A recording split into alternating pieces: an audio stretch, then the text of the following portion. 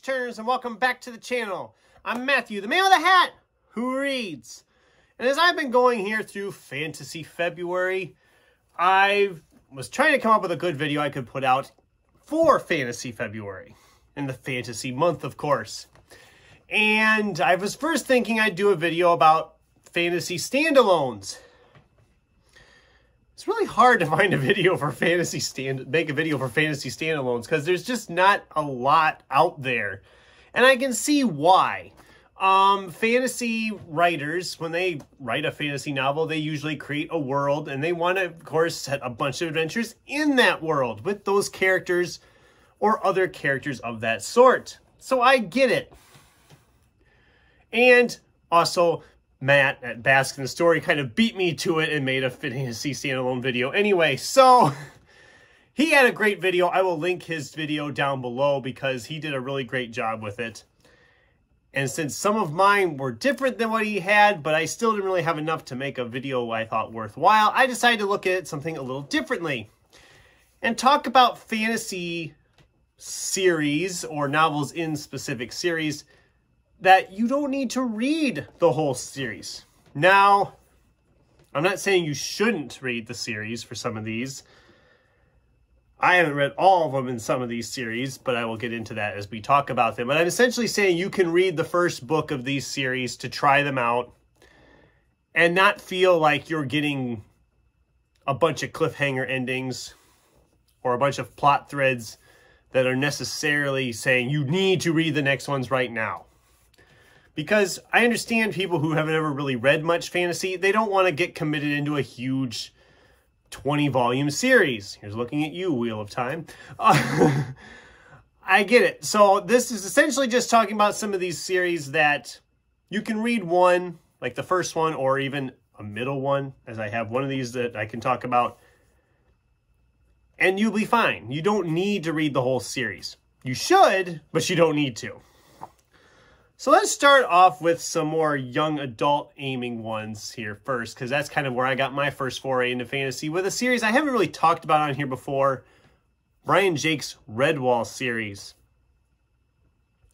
Redwall is essentially a series about anthropomorphic animals in a fantasy realm called Mossflower Woods and the surrounding areas of that. There are, I think, like 16 books in the series.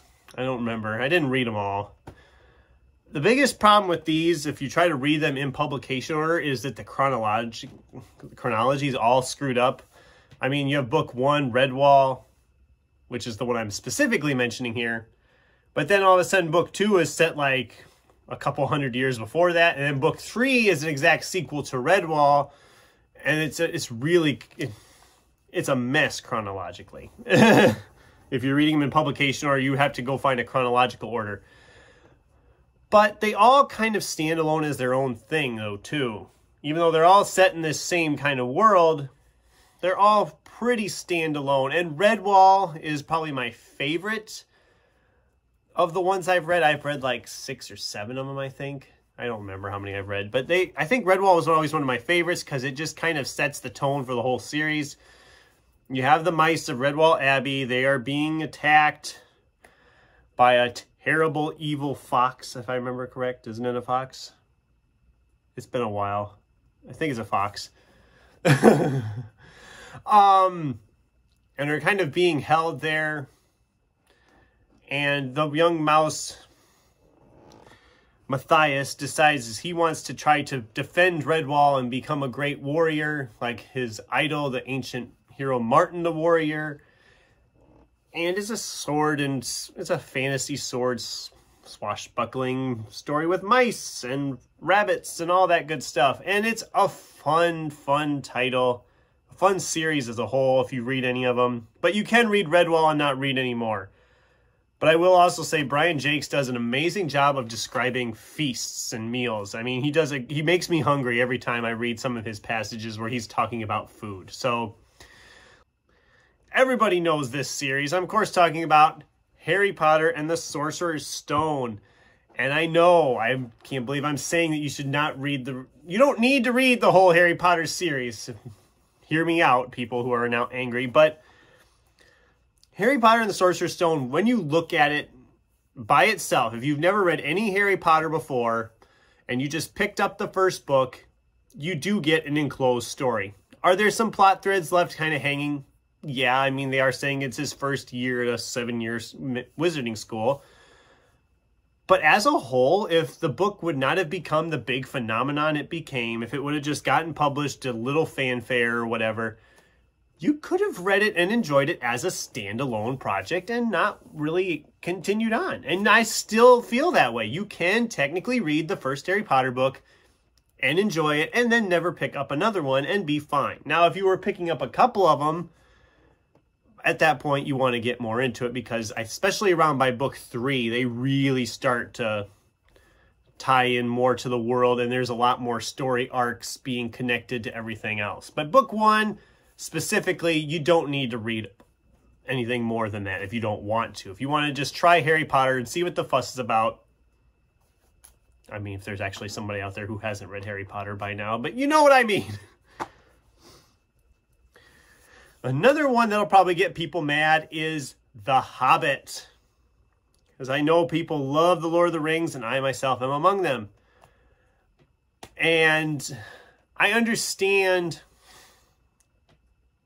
why. The Hobbit, though, was written first. It is technically a standalone story set well before the Lord of the Rings series. Even though it does play a huge part into that, you can read The Hobbit and never pick up another Tolkien book.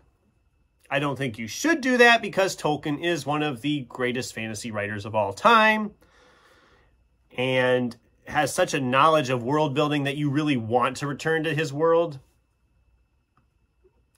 But you don't have to if you don't want to. Because I know some people, The Lord of the Rings is a lot to take in.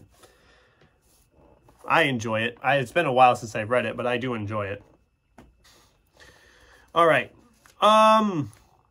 The Sword of Shannara by Terry Brooks. That'd be the first of the Shannara series, which there's like 6 or 7 trilogies or quads. There's like 6 or 7 different story arcs, as it were. And the first trilogy, which would be the Sword of Shannara, the Elf Stones of Shannara, and the Wish Song of Shannara, all are technically standalone because of the time gap in between. Sword of Shannara is an enclosed story. You can read Sword of Shannara and never pick up another Terry Brooks. Because if you were to pick up Elf Stones of Shannara, they've jumped ahead, I think it's like 50, 60 years. So a lot of the characters don't double up. I mean, I think one of the main characters of the first book is like either a father or grandfather to the main characters of the second book. So it's like very light connection. Sword of Shannara is a fun fantasy novel. It does have some reminiscence of Lord of the Rings, I think. Just substitute the ring with a sword and you have a very similar story if you start to think about it. But that's just me nitpicking it. It is a fun fantasy novel, and I do recommend you try it if you want to try more fantasy, but not go into a huge series commitment like that. One of my favorite series of all time, the Dresden Files, especially the early books, you don't need to read the whole series of. You can read any of those first like 5 or 6 books in any order you want, and you're really not going to have too many problems with it just because of how they are set up.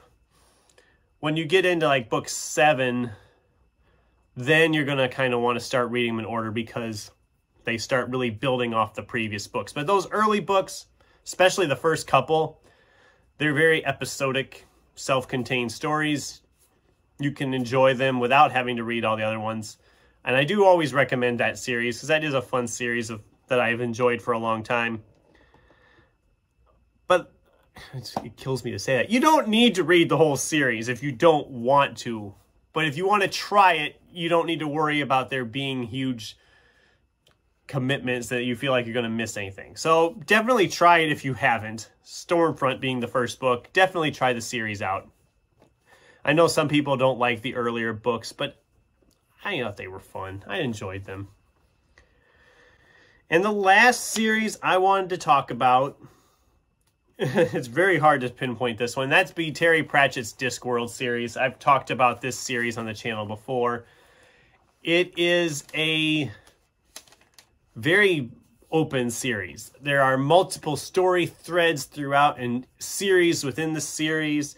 None of them really have to be read in any specific order. You can literally just kind of jump in wherever and you'll be fine because they are just more fantasy humor. And they almost all work as standalones. I can't really think of any of them that really are would be too difficult if you got mixed into it somewhere, if you read them out of order. I know there are a couple I would favor over others, and I could mention, I will mention one, of course, here. Guards being a prime example that you can jump in on that one without having read any of the other ones. Or Mort would be another one. I always enjoyed Mort. There's a lot of books in that series to pick from, and you can pretty much start wherever and not really worry too much. They all are kind of standalone-ish in their own way. So that's my list. Just kind of wanted to talk about some fantasy series that you don't need to worry about committing too hard into, because I know that can scare off people who don't read a lot of fantasy, that a series has a lot of books or a lot of thick books. None of these are terribly thick. I think Sword of Shannara is actually the thickest one I talked about here. The rest of these are all pretty slick. They're pretty thin. They're not too bad. But yeah, that's my list. I'd love to hear from you guys in the comments down below. Have you read anything from any of these series? Do any of these series sound good to you? What are some fantasy series that you can think of that you don't necessarily have to commit beyond one book if you just wanted to try it? I'd love to hear from you in the comments down below. Thanks for watching. Until next time, keep turning pages.